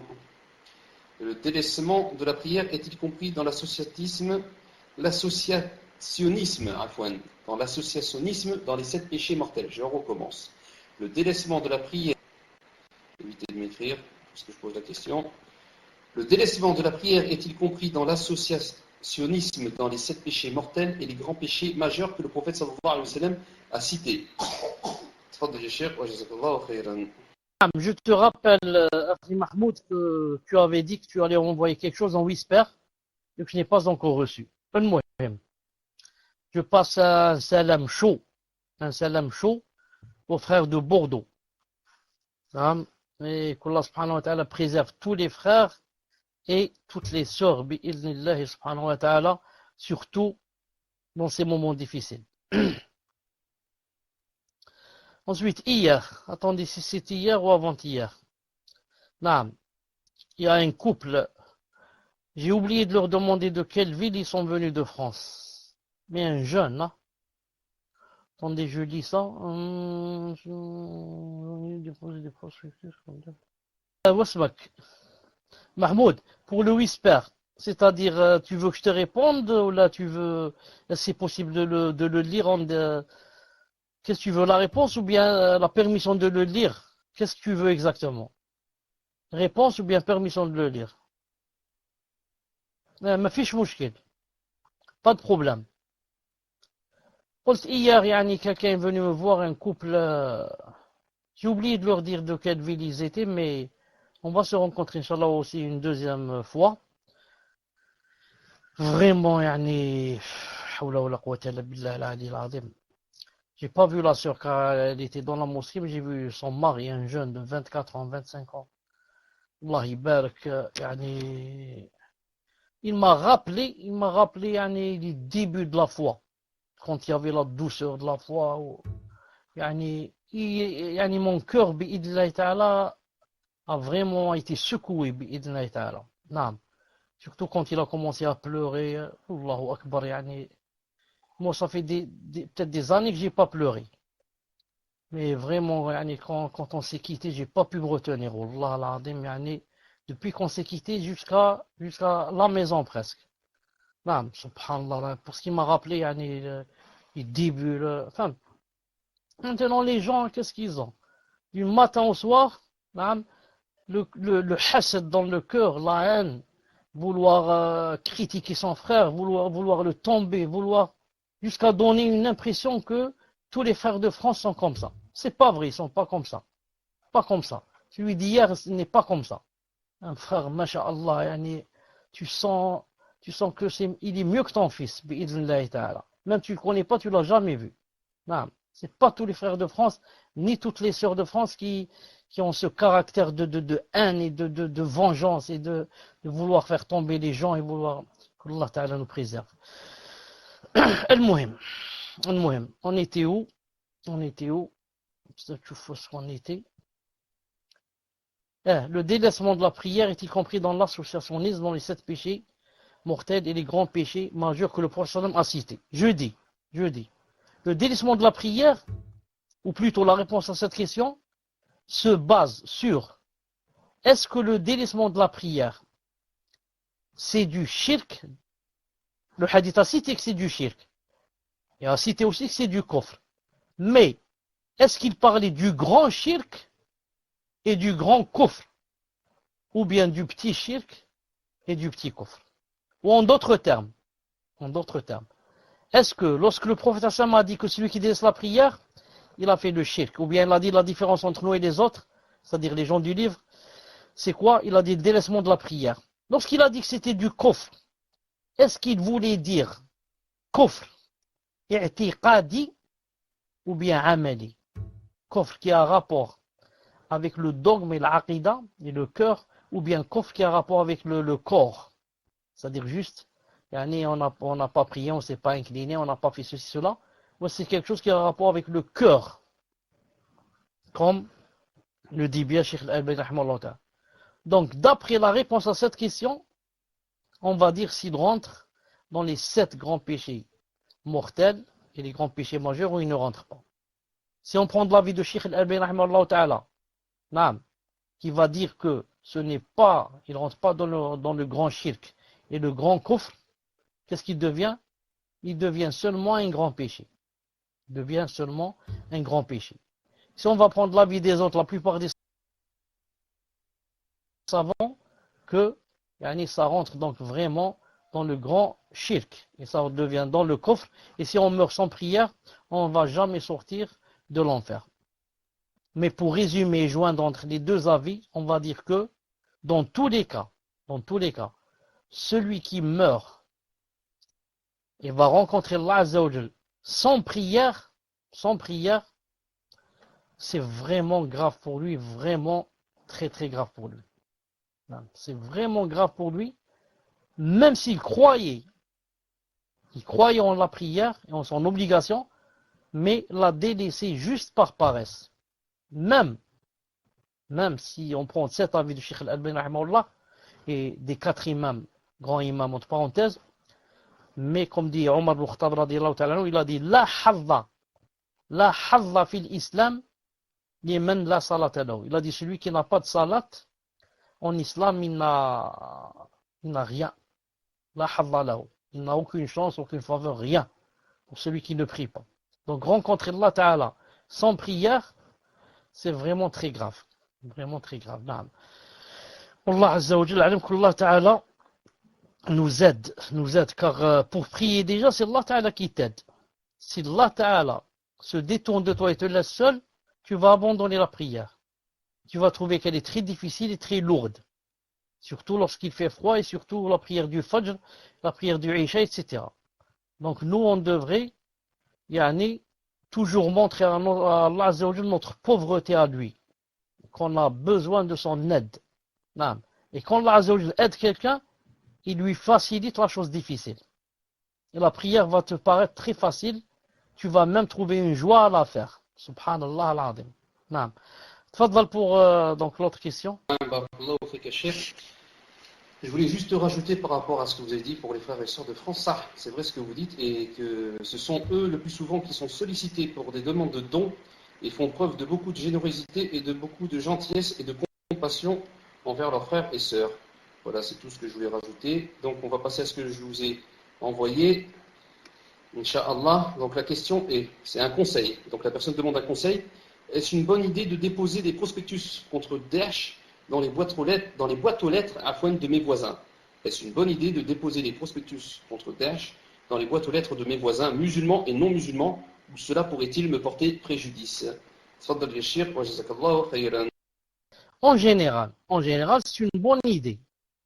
Ça peut même permettre à beaucoup, peut-être, de connaître la vérité qu'ils ne la savent pas. Beaucoup de gens ne connaissent pas la vérité et croient que c'est l'islam qui a ordonné cela. Mais chacun connaît ses voisins mieux que toutes les autres personnes. Si maintenant moi je sais que parmi mes voisins, il y a X par exemple des gens qui est vraiment contre l'islam et qui me connaît, il sait que j'habite avec lui et qui, si je lui mets dans sa boîte aux lettres, il va savoir que c'est moi et il risque de me faire des problèmes. Car le moindre problème c'est quoi? Le moindre, c'est qu'ils te disent, est-ce que c'est vous qui avez mis ça? Et tu vas lui mentir. Car c'est quelqu'un à problème. Il va te faire beaucoup de problèmes si tu dis c'est moi. Donc, maintenant il va me pousser à mentir, je vais lui dire c'est pas moi. Donc à quoi ça sert que je fasse la da'wa tout en faisant des péchés, des grands péchés, des mensonges? Donc cette personne spécialement, je ne mets pas dans sa boîte à lettres. Vous avez compris? Entre parenthèses, on dit boîte à lettres et boîte aux lettres. Les deux, c'est juste. Comme on dit sac à dos et sac au dos. Sac au dos, sac à dos. Les deux, c'est juste. Donc, on ne met pas dans sa boîte à lettres. On ne met pas. Mais on met dans les autres boîtes. Si on sait qu'Inch'Allah Ta'ala, on ne va pas avoir de problème. Mais si tu sais que les choses sont en ébullition et que ça risque de te faire des problèmes, ce n'est pas une obligation pour toi pour faire cette chose. Wallahu ta'ala a'lam. Tfadal. Donc on va retourner à la question numéro 8 que vous avez dit qu'on garderait pour la dernière. Donc je la pose. Qu'Allah vous récompense, Cheikh, pour le temps que vous nous consacrez. Allah nous dit qu'il ne pardonne pas l'association et celui qui lui associe quelque chose ira en enfer éternellement.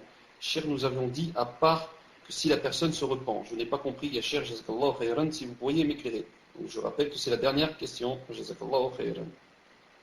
Naam.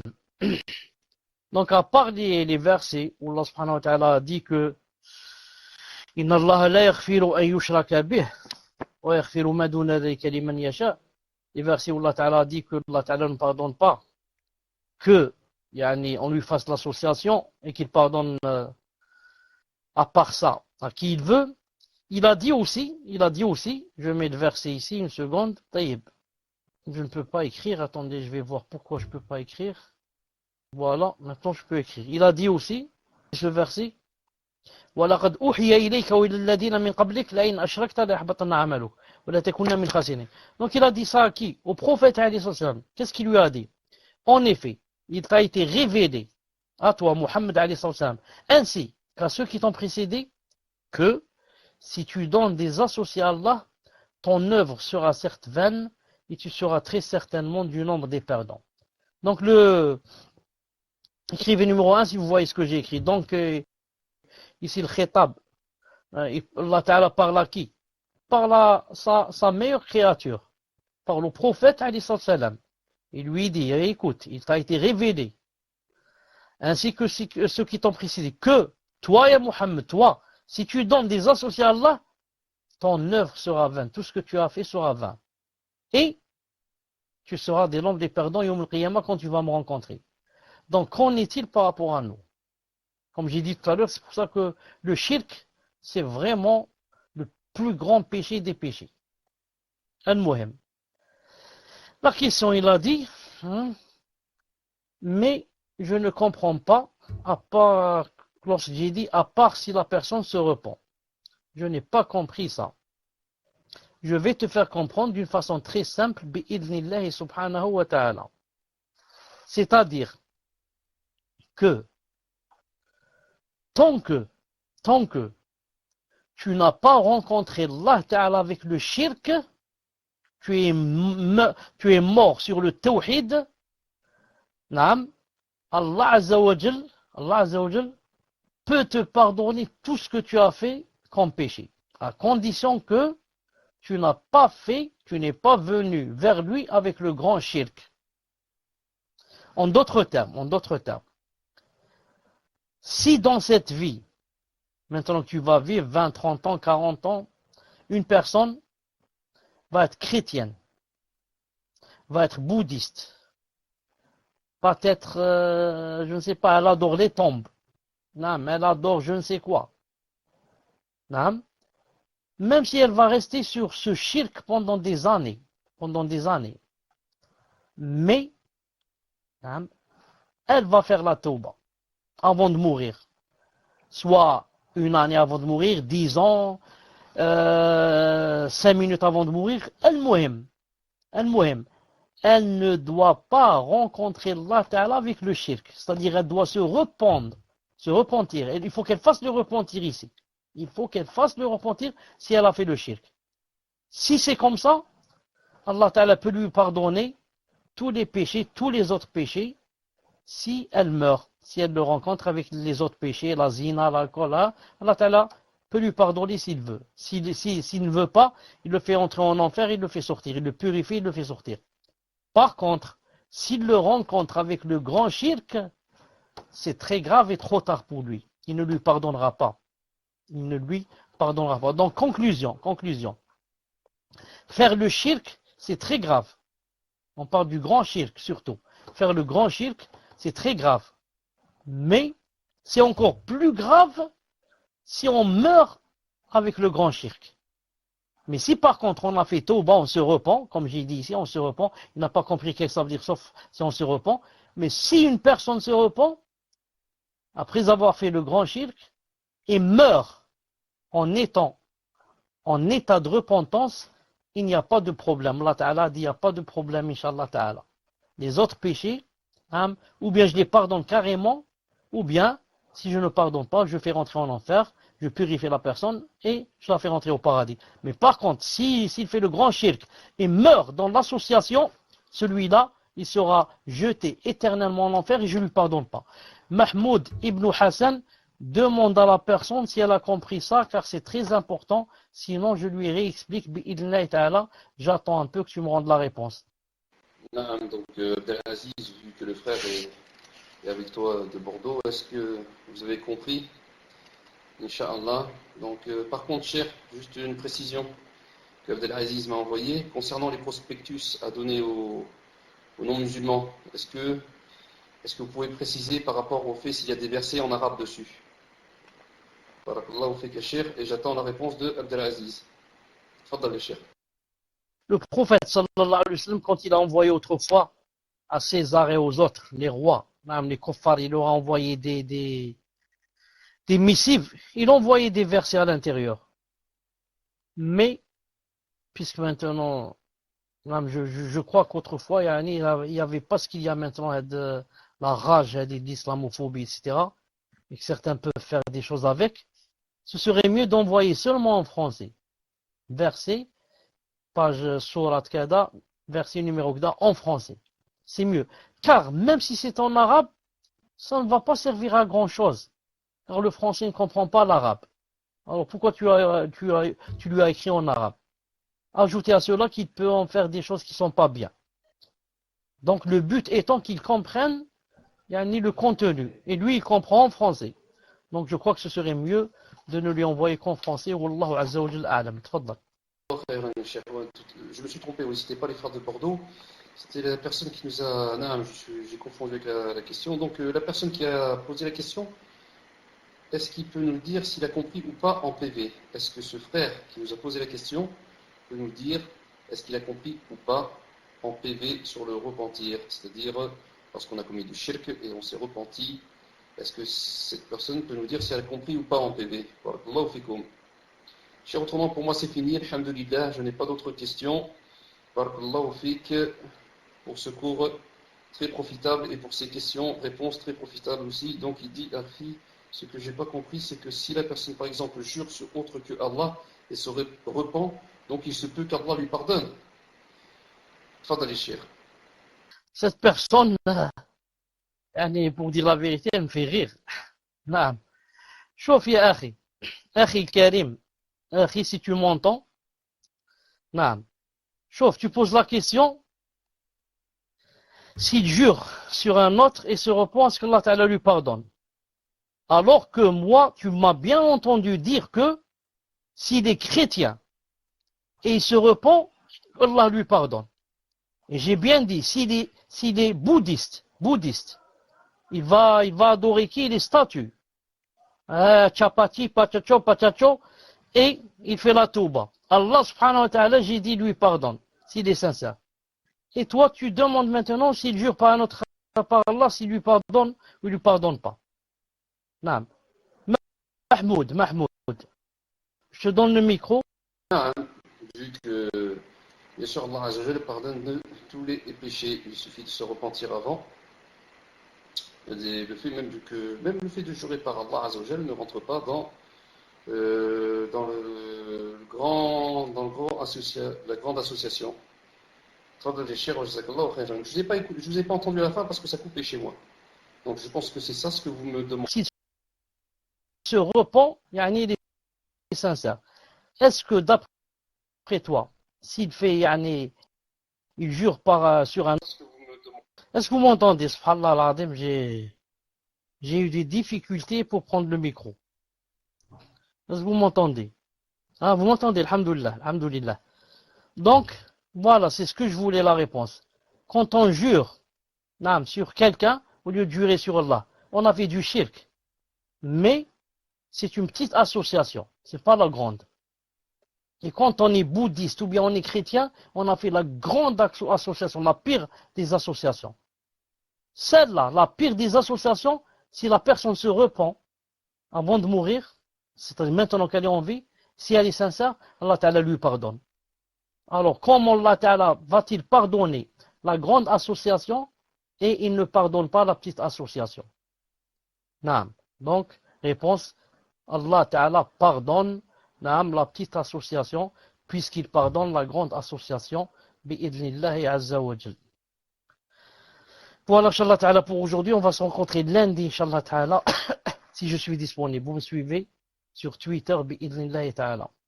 Je te donne le micro pour me rendre le salam. سبحانك اللهم وبحمدك اشهد ان لا اله الا انت استغفرك واتوب اليك السلام عليكم ورحمه الله وبركاته عفوا comment dirais-je, je me suis trompé, je croyais qu'on était samedi, c'est pour ça que j'ai dit lundi, donc on est quoi exactement aujourd'hui? On est mercredi, donc Inch'Allah Ta'ala, rendez-vous samedi bi'idnillahi subhanahu wa ta'ala. On est mercredi, c'est ça, rendez-vous Inch'Allah Ta'ala samedi. Salam alaikum wa rahmatullah. Rends-moi le salam. Parce que ça nous paraissait très lointain. Donc je vous repasse le salam wa alaikum salam wa rahmatullahi wa barakatuh wa barakallahu fika cheikh.